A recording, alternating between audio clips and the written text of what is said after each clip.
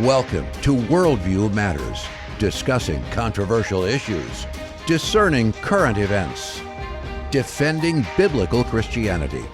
No topic off limits. And now, here's your host, David Fiorazzo.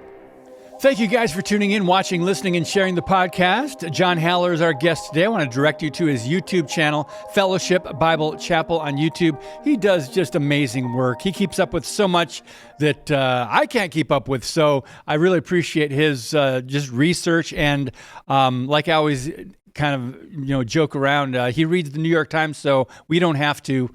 I'm kind of kidding, but half serious. But we're going to attempt to talk about the Board of Peace, Iran, Turkey, Syria, and maybe Minnesota. And we'll see. We'll see what we get to today. John Haller, as always, there's really not much to talk about. I don't know how we're going to fill up the time. Good to see you, brother. We'll be struggling to get through this one. As always, it's fun, chaotic, frustrating. Hopefully equipping some people just with how to look at these things that are going on in the world. The chaos is by design.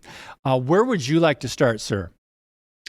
Well, I think the one thing that's sort of at the top, the two areas that are at the top of everybody's mind are, of course, the Middle East and then what's going on here in the United States with, I would only describe as a full-blown insurrection underway.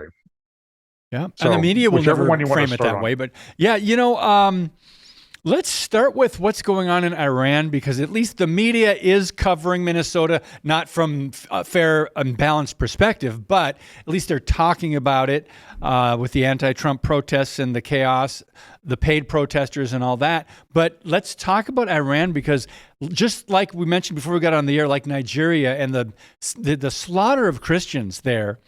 Where's the media? Where's Black Lives Matter? Where are all these? So Iran, very similar thing happening. The people are being, what are the numbers now? Between 80 and 100,000 have been killed? Go ahead. Yeah, it depends on which source you look at.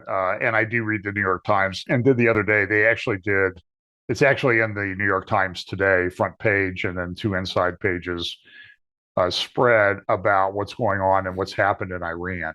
And this is a little bit unusual because you can check. I read Arab press, Turkish press, and places in the UK like the Times of London, Guardian, Daily Mail, and everything.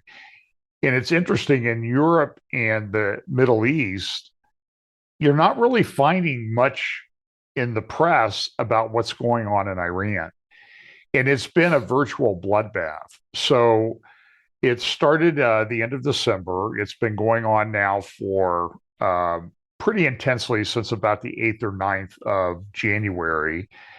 And it's coming out now that on the 8th or 9th on those days, on 8th and 9th of January, which was like 3 weeks ago as we record this, they may have killed 20 to 40,000 people in 2 days. And when you look at protests and things around the world, the level of death that's been caused there far exceeds any other protest and government reaction anywhere in the world for the last 50 years. It's it's more than Tiananmen Square in China and elsewhere.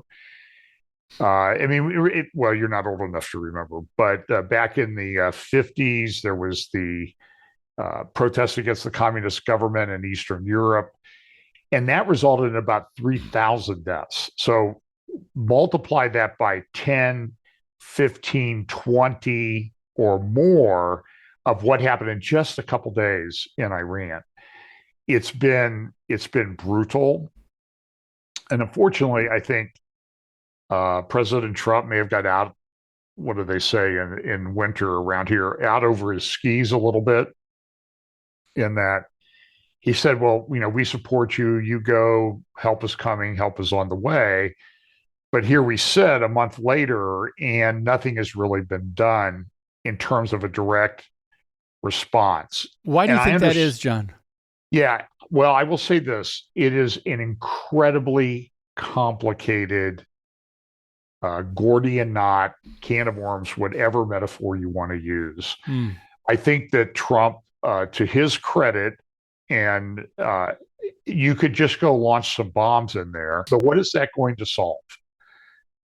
Because there's an outflow from it. So look at some of the scenarios that they think is that, okay, we will take out the mullahs, the Iranian religious regime. And if that happens, what's it look like on the other side? What's day one post the Iranian religious regime look like? One scenario would be that the Iranian Revolutionary Guard might be able to take over. That may be even worse because they are they're brutal. I mean, you've seen what happened with the response to the protesters in the streets.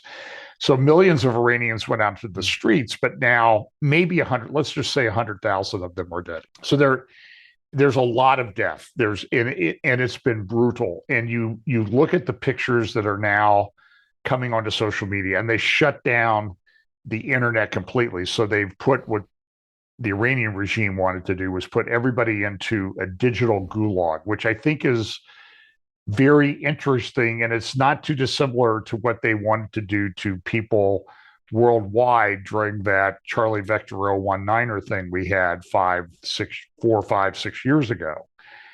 So they're shut everything down, but now pictures are coming out and there's stacks of body bags everywhere. The Iranian regime and some of the people that you see in these pictures, it's brutal to look at. You'll never forget it if you see it. But the bodies have like cardiac patches or IVs in them. Well, no, wait a minute. So did they come to the hospital dead with IVs and cardiac patches in? No, they've been going into the hospital and killing these people. They've been executing people in prison. There's, by some estimates, so let's just say there's 80,000 dead, 20,000 imprisoned at least, and over 300,000 injured. That's out of a country of 90 million people. Now, understand that they're facing a relatively formidable force that has weapons. They do not. The protesters do not have weapons, but the Iranian Revolutionary Guard and then one of their militias, the Basij, have weapons. And those number between the IRGC and the Basij close to 1 million people. So this is not like it's a small police force coming into some place. This is an army that they're facing. So the question is, what happens? So the IRGC could take over, but these guys are hardliners. They're incredibly corrupt. They control a lot of money. I think I've said this many times. If you want to understand how Iran operates, watch The Godfather, because it's a crime syndicate. And they parcel off parts of their economy and business and stuff. So the IRGC has theirs, the mullahs, the Khomeini has his, and others have other things that they control. Rafsanjani, who was a president of Iran at one time, he was a Islamic imam, mullah.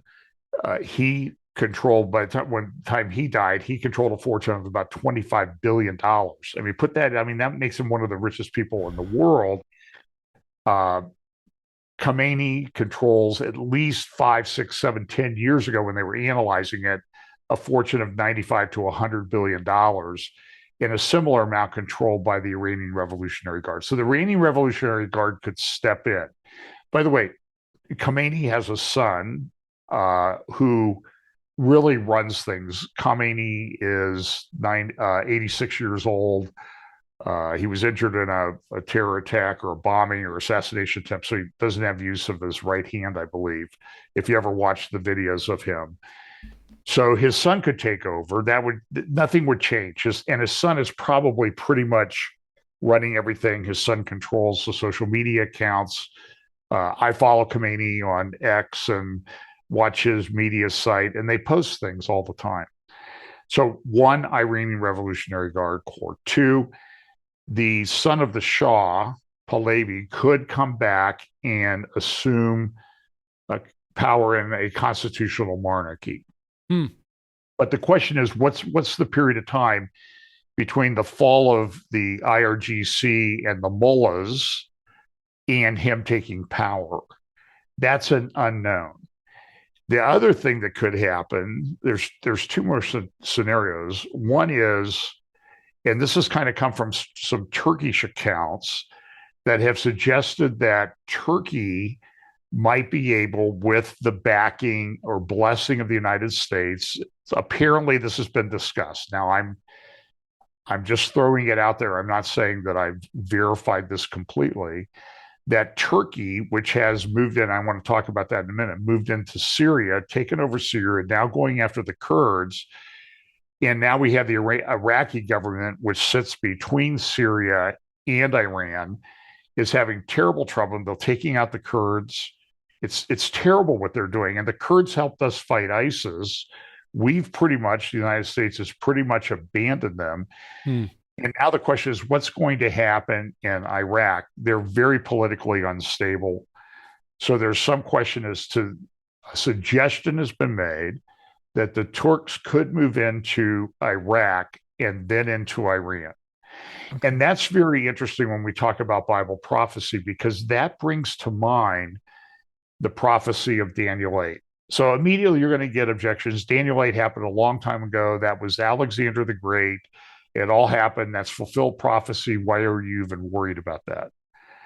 But Hebrew prophecy has a pattern aspect to it as well. And sometimes these prophecies are fulfilled in sort of like a sequence. They're recapitulated. They happen again. And so when you look at and there's the ram goad, it comes from the west against Iran, Persia. Is that on the table? And I think probably more than any time in my life, I've talked about this with people. I say, you're crazy. That could never happen. And right now we're in a situation where it could happen, because right now Turkey is in an incredible ascent. And I can talk about that in a moment. So that's one. So you have IRGC, you have a new mullah taking over, you have Turkey coming in, and not necessarily imposing everything on them, but doing like the Ottomans did during the Ottoman Empire from 1517 through 1917 for 400 years. Then the other one would be that Iran will descend into a civil war, and we will now have another Syria on our hands. Syria, when the Syrian civil war started in 2011, was a country of 23 million people. Half of the country after the start of that war was killed or displaced. At least 1 million dead, millions of refugees into Europe, 3 million Syrian refugees in Turkey, a couple million in Jordan, and a million or so in Lebanon, which has really undermined their economies. Now some of them are coming back, but the fact of the matter is, Iran is not 23 million people, it's 90 million people. So you have a country 4 times the size of Syria going into a civil war. And so that's probably one of the reasons why you see Saudi Arabia, Iraq, Turkey, and other countries say, no, Trump, don't go in, don't attack Iran, don't cause a civil war, because we couldn't handle the refugees. So it's an incredibly volatile Gordian knot that we have. Now, I will say this, I'm looking at a CENTCOM map about what's happened. The United States has moved a tremendous amount of assets into the region. Probably since we went into Afghanistan and Iraq and those wars, there's incredible amounts of naval and air assets poised to strike in Iran. Then the question becomes, what happens if the United States strike Iran? How effective are they going to be? Are you going to end up with one of these 4 scenarios? The civil war would be a disaster. You're talking, I would just guess, based on the experience in Syria, you're looking at 4 or 5 million people dead. Wow. And there's a lot of Christians in Iran. I don't think we understand the scope of this. The other concern is that if Trump and Netanyahu decide that Israel and the United States should attack, what what is going to be the response of Iran? Understand that the Iranian regime and a lot of the IRGC are 12er Shia, and the government too. They're 12er Shia believers. In other words, they believe, unlike Christian eschatology, where we think this is what's going to happen and we watch the signs for it to develop, they believe, and they have an eschatology, but they believe we can act on our eschatology and bring about this final conflagration, like an Armageddon, on the world and bring back the Mahdi. And that belief also carries some weight within in the Turkey Sunni Islam part. So it's very complicated. Yeah. Now, I want to move to Syria, if I could, for just a moment. Well, John, before we do that, we've got to take a very brief pause, touch on Syria. Maybe I talk about Damascus a little bit when we come back. And we've got to go from the Middle East to maybe Minnesota by the time we're done with the podcast today. But we'll be right back on Worldview Matters. Register now for the Worldview Matters Conference, May 1st and 2nd in Green Bay, Wisconsin. Expert speakers include Alex Newman, Brianna Clausen, Olivier Melnick, Tim Chafee, Mark and Amber Archer, Laura Perry Smaltz, Jake Jacobs, Jay Siegert, Gary Kaw, Scott Shera, and Elijah Abraham. Delta Hotel, Green Bay, May 1st and 2nd. Go to worldviewmattersconference.com. That's worldviewmattersconference.com. So, friends, I want to mention you can also connect with John on Facebook. Just look up John Haller, and you can get a lot of his posts there and keep up with some of the roundtables that he does with some great, great guests.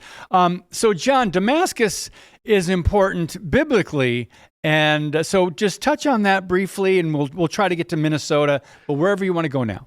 Yeah, let's do Damascus. So, in fact, as we record this is the 1-year anniversary of al-Shara assuming the presidency of Turkey. He was a jihadi. He was imprisoned by the Americans during the Iraq War. He got out. He became part of the whole Al-Qaeda, ISIS thing.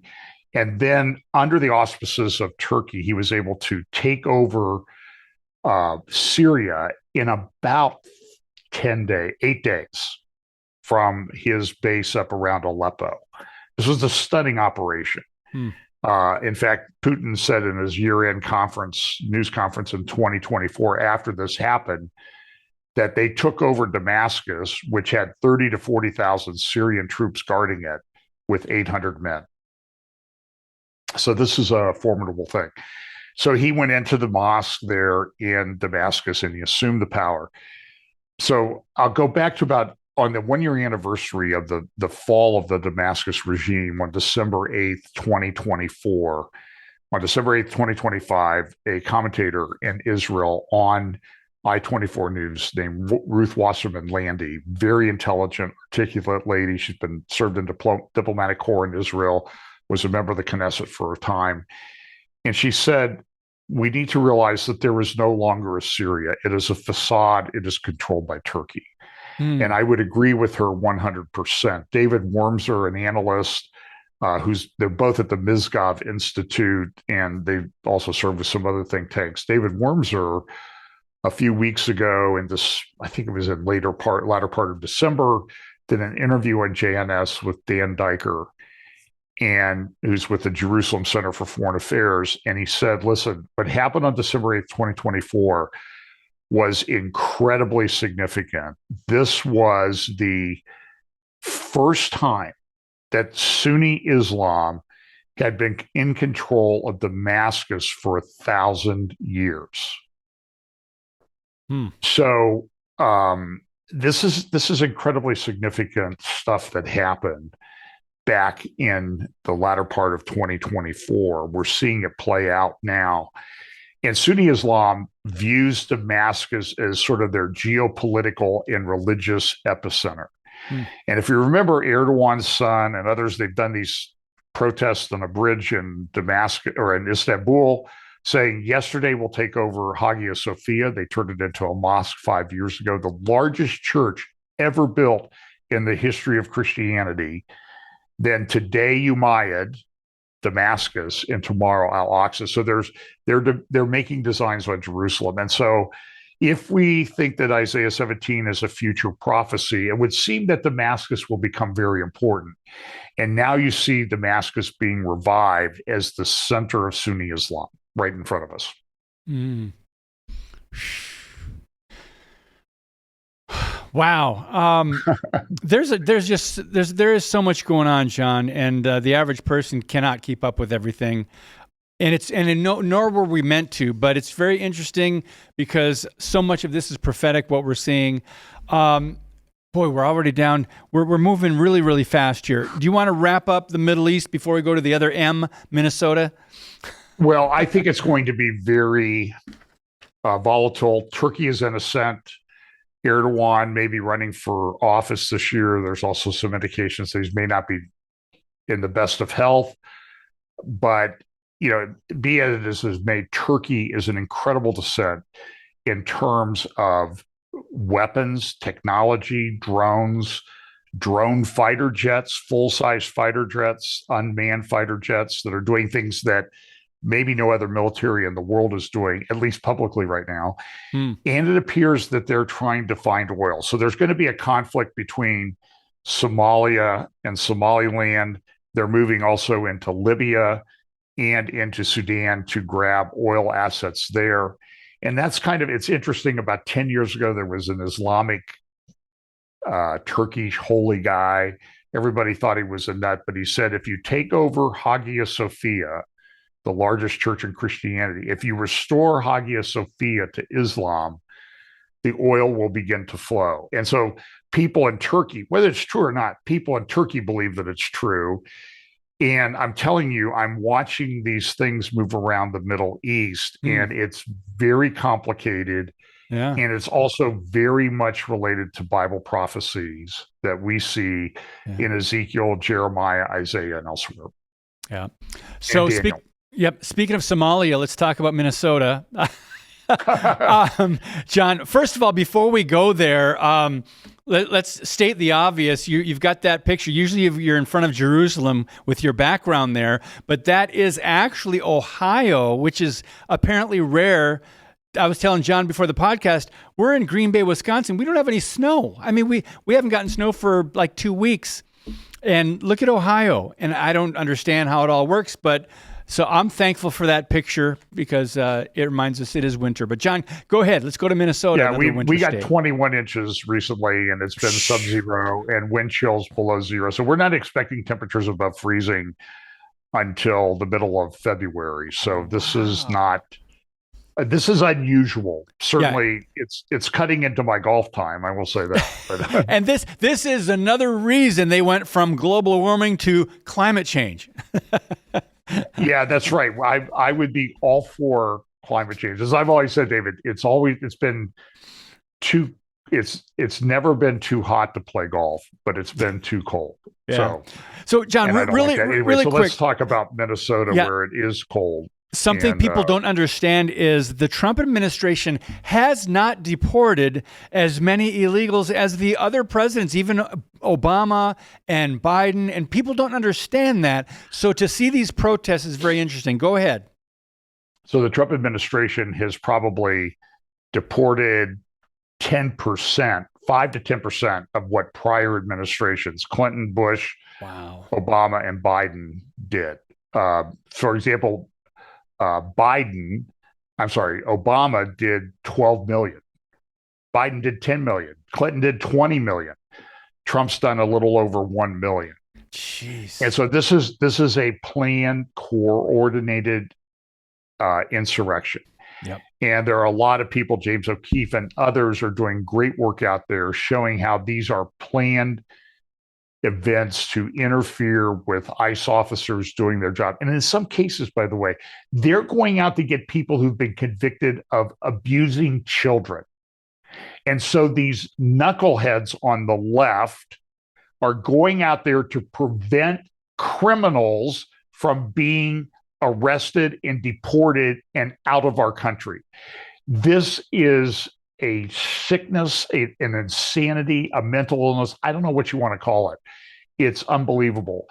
but they're also doing a number of things. So you're going to see stories a lot. For example, you saw it with, I call him Don Lemon or Don Lemon, whatever he wants to call himself, he was CNN. He was out there when they stormed the church. They went down to a federal magistrate and said, would you sign off on an arrest warrant? And the magistrate judge refused to sign off on it. And you're seeing this happen with judges all over the place, particularly in DC, Minnesota, and elsewhere, where the Trump administration goes there. I believe there have been in Minnesota 500 habeas corpus petitions. Habeas corpus means produce the body. 500 filed in Minnesota. And they're trying to hold, and a lot of times they will give these statistics. Oh, well, they haven't complied with any of them, but they do the data like within minutes of the order being given. And it's not possible for the government to process it and get the person back. And they had a big hearing in Minnesota, Minneapolis today. They canceled it. And these left-wing woke judges are participating in it. And even now, when you go to people, you present evidence to a grand jury. This is happening in DC and elsewhere. These left-wing funded NGOs are training people how to vote against indictments. And so you're seeing, and it used to be when I was in law school, the statement was you could indict a ham sandwich. It was that easy. Now we have indictment presented to grand juries, and the grand juries are refusing. They're 23 persons, so you got to get a 12-11 vote. They're not getting indictments. It's turning everything. It's completely corrupting and weaponizing and destroying our legal system here in the United States. And this is an insurrection. So Trump could bring in the Insurrection Act, I think, but this is a very, very, and this is all to lead up to the midterms coming up in the fall. Yep, that's part of the reason. And we know the left is showing their true colors. It's not going to be limited just to Minnesota. Mr. John Haller, thank you so much for all you do. We appreciate it, brother. We'll talk to you soon. Thank you, David. God bless you, friends. And as always, keep speaking the truth about things that matter.